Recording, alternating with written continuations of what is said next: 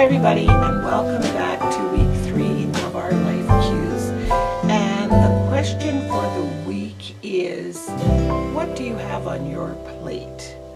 For me right now, well, this past week I had too much on my plate, and then it just reminded me of having some balance in your life. So I thought it might be a really good exercise. That's what we're going to do this week.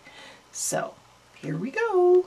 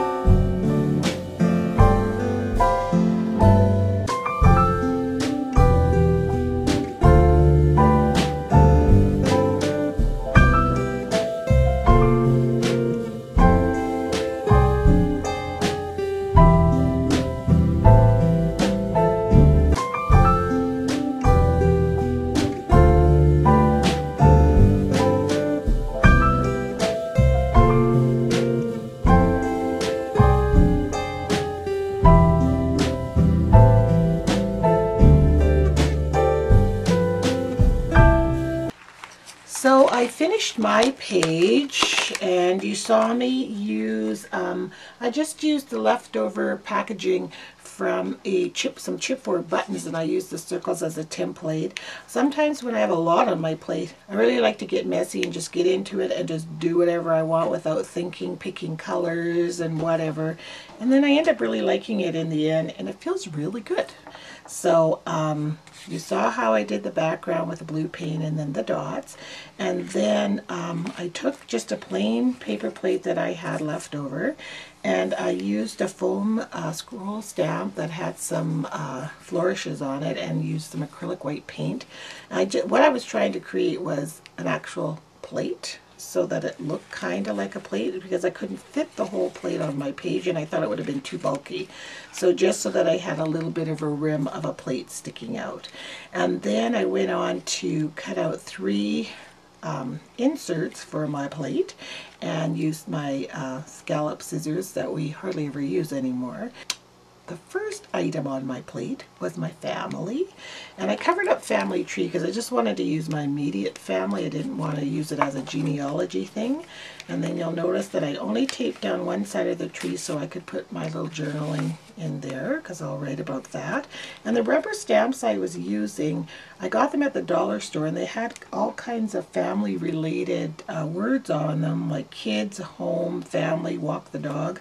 So that's what I stamped on the background there. So when you flip that one out, this one I did it last, but I want to put it here because I wanted to use it as, every time I look back on it, as a reflection, and I wanted it to kind of be clear of clutter and everything else that's on this plate, and just remind me to take time to just reflect and just to be still. And so again, I put a journaling, you saw the journaling lines that I put on the back there. Whoops.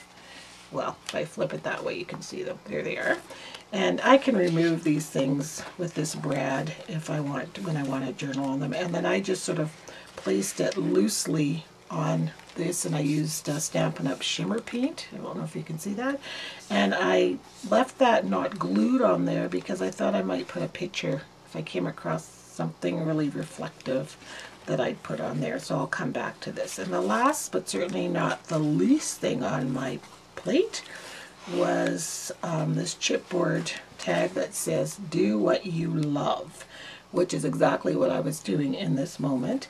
And I used a little clip that has a heart on it to represent the love, and then just some it was just some grid paper on the back of the printed paper that I had originally placed on the family one. It had some grid paper so I could journal on that.